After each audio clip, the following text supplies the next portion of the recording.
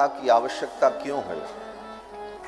यद्यपि कथा की आवश्यकता जुग जुगों से चली आई है, लाखों वर्षों से ऋषि मुनि महात्माओं के द्वारा भगवान की कथा, गुणगान, ज्ञान, वैराग्य, भक्ति की चर्चा होती चली आई है और हमारी परंपरा ने सुन करके ही इन विषयों को आत्मसात किया और धर्म के पथ पर चलकर अपने जीवन को मंगलमय बनाया। लेकिन आज के युग में यह सुनना बहुत आवश्यक है। माननीय नेताजी ने एक बात बहुत अच्छी कही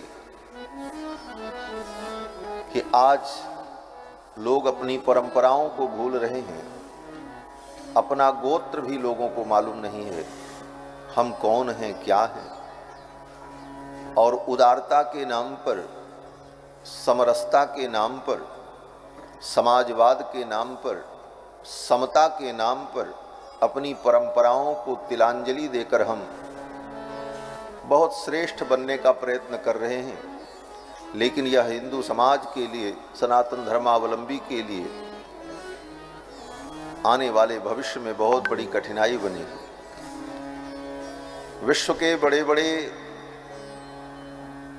मत पंथ के लोगों ने सनातन धर्म पर कितने आक्रमण किए और अपनी तलवार की नोक पर हमें मिटाने का प्रयत्न किया। दूसरे लोगों ने धन का लोभ देकर के हमें परिवर्तित और मिटाने का प्रयत्न किया।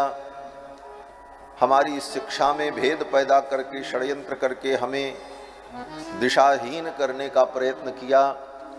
यह प्रयत्न शताब्दियों से चल रहा है सनातन धर्म के खिलाफ।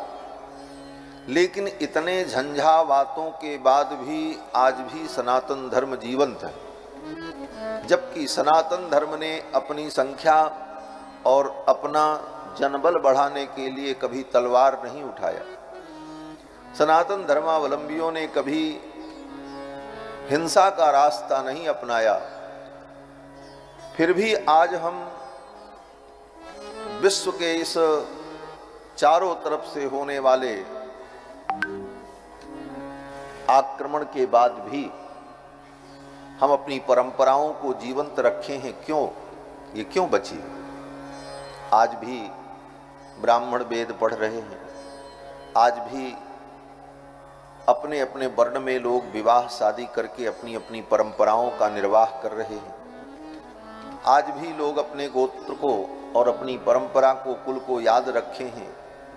इन्हीं परंपराओं ने हमको सुरक्षित रखा और हम बचे रहे। जिस दिन ये परंपराएं नष्ट हो जाएंगी, हमारा गोत्र क्या है, अपने गोत्र का स्वाभिमान नष्ट हो जाएगा। जिस दिन अपने वर्ण का स्वाभिमान नष्ट हो जाएगा कि हम ब्राह्मण हैं, हम क्षत्रिय हैं, हम वैश्य हैं, हम शूद्र हैं, अपने अपने वर्ण और जाति और गोत्र और कुल का जो स्वाभिमान है, उसे अभिमान नहीं कहेंगे, स्वाभिमान।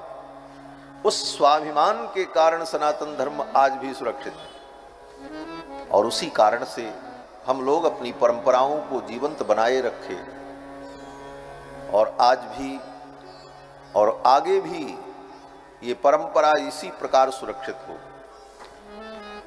हमें अपने गोत्र का ज्ञान हो, अपने कुल का ज्ञान हो, अपनी परंपराओं का ज्ञान हो, अपने शिष्टाचार का ज्ञान हो। ये ज्ञान कहाँ मिलेगा? मोबाइल पे नहीं मिलेगा।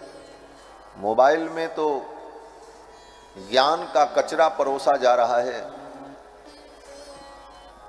ऊल जलूल, अप्रामाणिक कुछ भी व्यक्ति कह दे और सब कुछ भ्रम पैदा करने वाला ज्ञान आज सबकी मुट्ठी में, हाथ में है। ऐसी विषम परिस्थिति में बुद्धिजीवी वर्ग अगर सत्संग में नहीं आता है और अपनी पीढ़ियों को, अपनी संतति को सत्संग में नहीं लाता है, तो बहुत बड़ा अपनी विशिष्टताओं से दूर चले जाएंगे।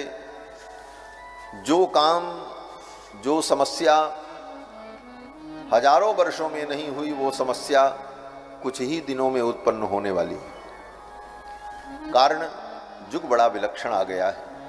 ऐसी परिस्थिति में हम अपनी परंपराओं को, अपनी व्यवस्थाओं को सुरक्षित रखें, इसके लिए हमें सत्संग से जुड़ने की आवश्यकता है। हम अपने शास्त्रों को सुने, रामायण को, गीता को, भागवत को, वेद को, इन परंपराओं को, और इन परंपराओं में जो ज्ञान अनुस्यूत है उस ज्ञान का हम श्रवण करें। इसलिए भी कथा बड़ी महत्वपूर्ण है।